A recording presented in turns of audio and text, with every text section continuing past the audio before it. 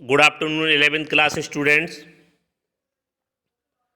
जैसा कि हम सब जानते हैं कि अभी इस कोरोना के संकट के समय में सावधानी ही हमारे लिए महत्वपूर्ण पहल है और ऑनलाइन माध्यम से हम अपना शिक्षण कार्य जारी रखे हुए हैं। इसी के तहत आज की इस ऑनलाइन क्लास में आप सबका स्वागत करता हूं। आज की कक्षा में हम हाइब्रिडाइजेशन, जिसको कि अगर मैं हिंदी में कहूं तो संकरण कहते हैं, हाइब्रिडाइजेशन पर डिस्कशन करने जा रहे हैं। पिछली कक्षा में हम लोगों ने हाइब्रिडाइजेशन की ज़रूरत क्यों हुई, हाइब्रिडाइजेशन काहे के लिए आवश्यक है। जैसा कि हम जानते हैं कि अकॉर्डिंग टू वीवीटी किसी भी एटम के द्वारा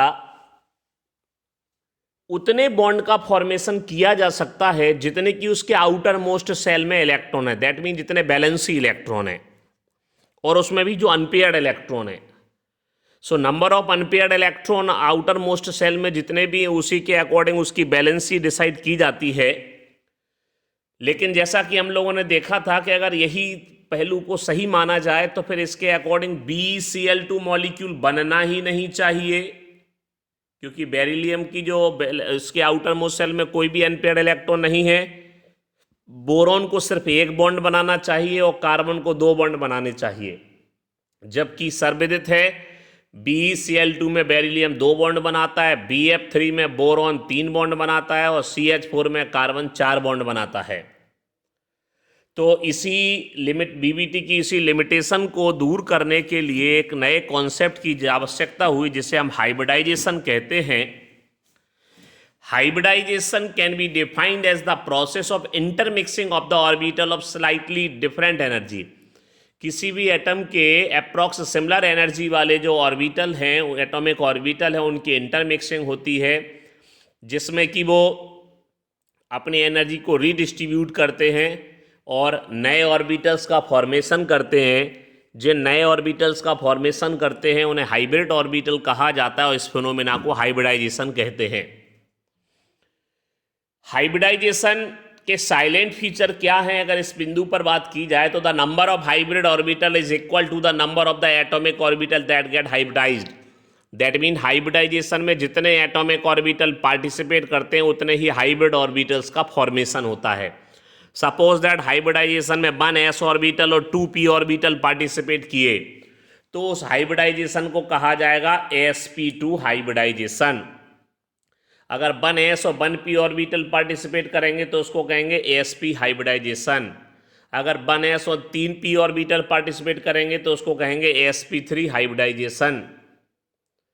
तो इस तरीके से हाइब्रिडाइजेशन में जितने एटॉमिक ऑर्बिटल पार्टिसिपेट करते हैं उतने ही हाइब्रिड ऑर्बिटल्स का फॉर्मेशन होता है। सेकेंड पॉइंट कहा जा रहा है the hybridized orbitals are always equivalent in their energy and shape. That mean hybridization के बाद जो हाइब्रिड ऑर्बिटल्स बनते हैं उनकी एनर्जी और उनके शेप एक जैसे होते हैं।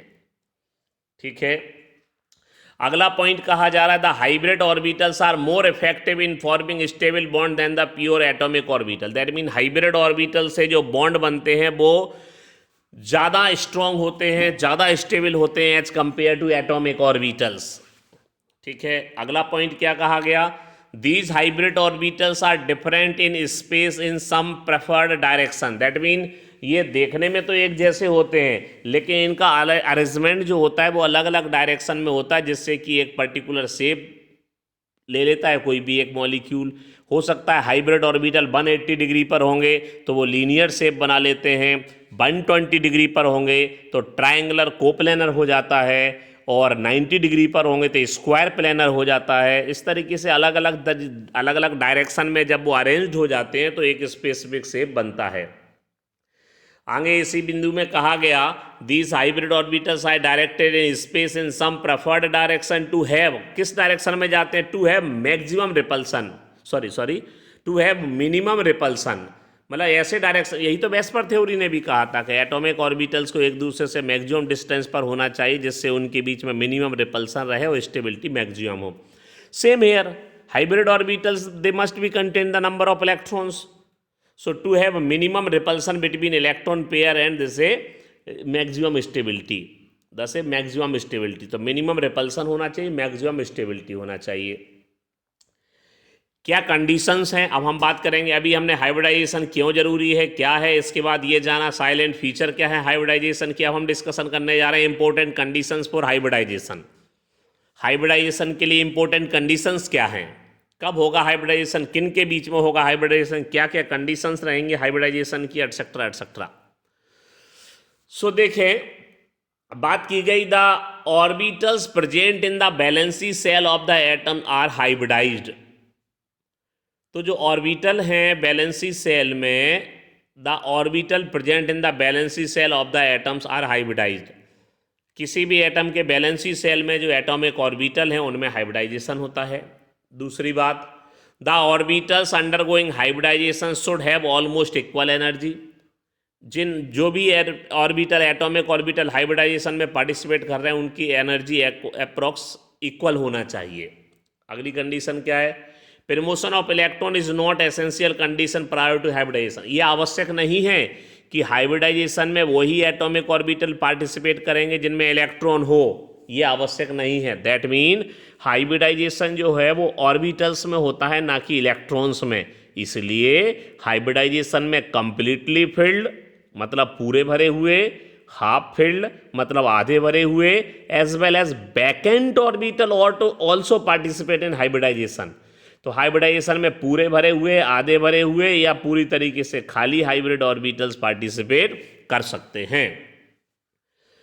It is not necessary that only half filled orbital, देखिए लिखा है it is not necessary that only half filled orbital participate in hybridization, in some cases even filled orbital of valency shell take part in hybridization. तो हमने तो ये भी कहा completely filled, क्या वैकेंट ऑर्बिटल भी हाइब्रिडाइजेशन में पार्टिसिपेट करते हैं।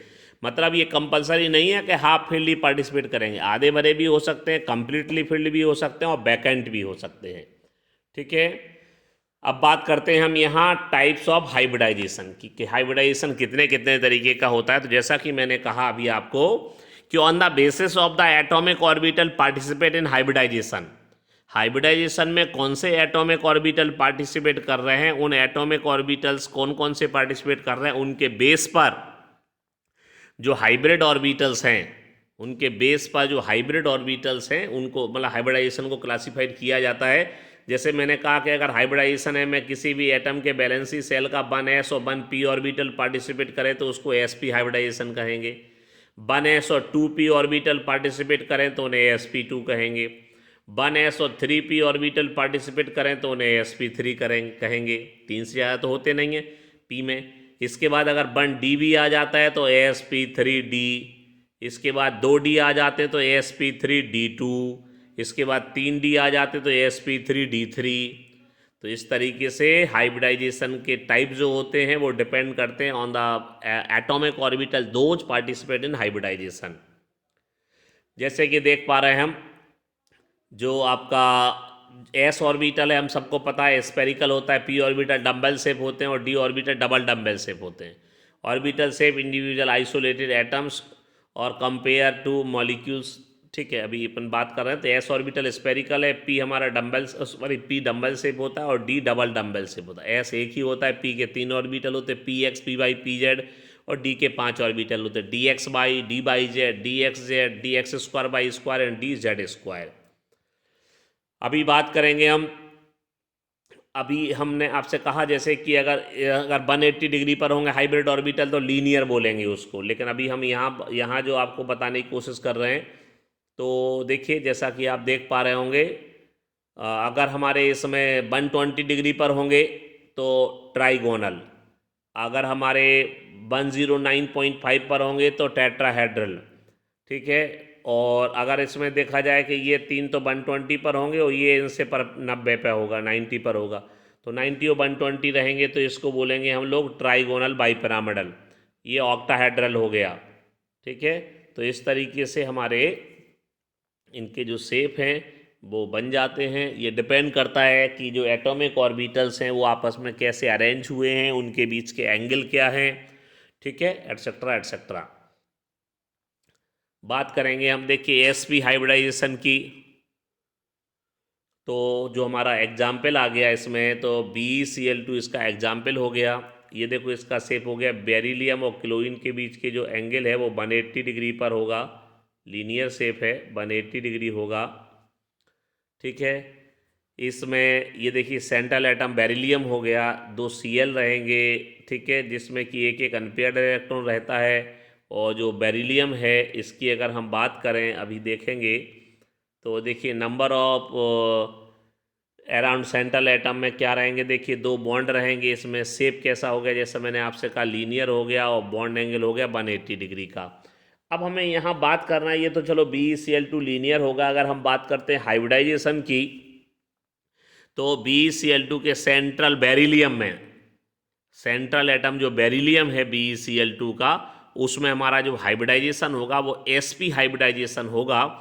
और sp हाइब्रिडाइजेशन से 2 हाइब्रिड ऑर्बिटल बनेंगे। अगर मैं यही बताऊं, 2 हाइब्रिड ऑर्बिटल बनेंगे, और जो 2 हाइब्रिड ऑर्बिटल बनेंगे वो एक दूसरे से 180 डिग्री पर एक दूसरे को अरेंज करके रखेंगे, ठीक है, 180 डिग्री पर रहेंगे, जिससे कि शेप है वो कैसा हो जाएगा, लीनियर हो जाएगा। 180 डिग्री का एंगल रहेगा और शेप जो है वो कैसा होगा, लीनियर होगा। तो इस तरीके से ये हमारा लीनियर शेप होगा, 180 डिग्री का एंगल होगा, ठीक है। और sp हाइब्रिडाइजेशन होता है इसमें। अब हम बात समझाएं अगर आपको कि कैसे sp हाइब्रिडाइजेशन होना है, तो देखिए आप क्या है, hybridization of beryllium in BeCl2। So देखिए जो एटॉमिक ऑर्बिटल है, वो जो हमारा इलेक्ट्रॉनिक कॉन्फ़िगरेशन की बात करें तो 1s2 2s2, क्योंकि एटॉमिक नंबर 4 है, बात की गई। इसमें देखिए hybrid sp orbital 1 part of s और 1 part of p, sp 1s और 1p पार्टिसिपेट करेंगे। ये देखिए इसका 2s ऑर्बिटल है, ये 2p है, तो 2s में। अब देखिए जैसा कि पहले VBT में हमने जाना था कि कोई भी एटम उतने बॉन्ड बना सकता है इसके आउटर मोस्ट शेल में जितने अनपेयर्ड इलेक्ट्रॉन हो।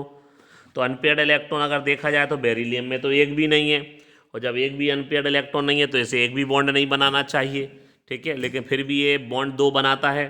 तो यहाँ समझाया गया, तो बस यही हाइब्रिडाइजेशन ने कहा कि अगर आवश्यकता पड़े तो किसी भी एटम के outer most shell, that mean valency shell में जो इलेक्ट्रॉन पेयर है उसे एक्साइटेड करके अनपेयर्ड किया जा सकता है। अगर हम BBT को ही कंसीडर करें तो इसमें तो कोई भी अनपेयर्ड इलेक्ट्रॉन नहीं है, 2s में 2 हैं, कोई भी अनपेयर्ड नहीं है, सभी के सभी पेयर्ड हैं। लेकिन यही बताया गया हाइब्रिडाइजेशन में कि अगर ज़रूरत पड़े तो इसके आउटर मोस्ट सेल में जो इलेक्ट्रॉन पेयर हैं, जिनमें उनके इलेक्ट्रॉन को एक्साइटेड करके, देखो ये एनर्जी तो आप समझ रहे हो ऑर्डर है, 2s से ज़्यादा एनर्जी 2p की है। ये देखो जब इनको एक्साइटेड किया तो 2s में से एक इलेक्ट्रॉन एक्साइटेड होकर कहाँ चला गया, 2p में चला गया। और जब 2s में से 2p में चला गया और फिर जाकर के sp में 1s और 1p ऑर्बिटल हाइब्रिडाइजेशन में पार्टिसिपेट किए, sp ऑर्बिटल बन गए, जैसा कि आप देख पा रहे हो ये लिखे हुए हैं 2 आपके sp ऑर्बिटल, ये दिख रहे हैं आपको, ठीक है। तो ये 2 sp ऑर्बिटल बन गए। अब जो sp ऑर्बिटल बने हैं तो हमें मालूम है हाइब्रिड ऑर्बिटल्स में इलेक्ट्रॉन्स है, इसलिए उन्हें मैक्सिमम डिस्टेंस पर रहना है। और जब मैक्सिमम डिस्टेंस पर रहेंगे तो फिर अगर 2 लोगों को मैक्सिमम डिस्टेंस पर रहना है तो 180 डिग्री ही बनती है बात। तो 180 degree that mean linear shape हो जाएगा इसमें। तो देखिए हमारे क्या होगा, B said to be sp hybridize, 1s और 1p ऑर्बिटल पार्टिसिपेट किया।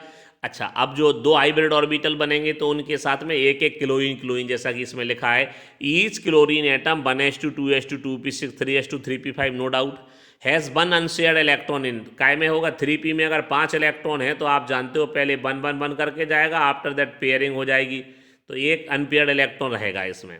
3p5 है तो एक अनपेयर्ड इलेक्ट्रॉन रहेगा, हैज़ 1 अनपेयर्ड और unshared electron in a p orbital, the half filled p orbital overlap head on with इस half filled hybrid sp orbital of the beryllium to form a single bond. तो इस तरीके से जो हमारा beryllium में sp hybridisation हुआ, ये देख रहे हैं बेरिलियम में sp हाइब्रिडाइजेशन हुआ, 2 हाइब्रिड ऑर्बिटल बने जिनमें कि दोनों तरफ से एक एक क्लोरीन जो एटम है वो आकर के उनमें हेड ऑन ओवरलैपिंग हो जाएगी, जिससे सिग्मा बॉन्ड का फॉर्मेशन होगा और BeCl2 मॉलिक्यूल बन जाएगा, ठीक है।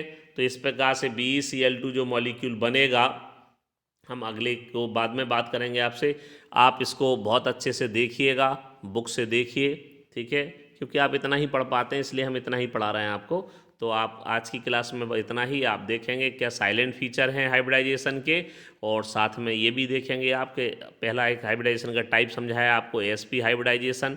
ठीक है, तो आप इसको पढ़िए, अपना ध्यान रखिए, बुक जरूर देखिए, एनसीईआरटी कॉन्सेप्ट है आपका, आप समय नहीं देंगे तो स्ट्रगल करेंगे। Okay, best of luck.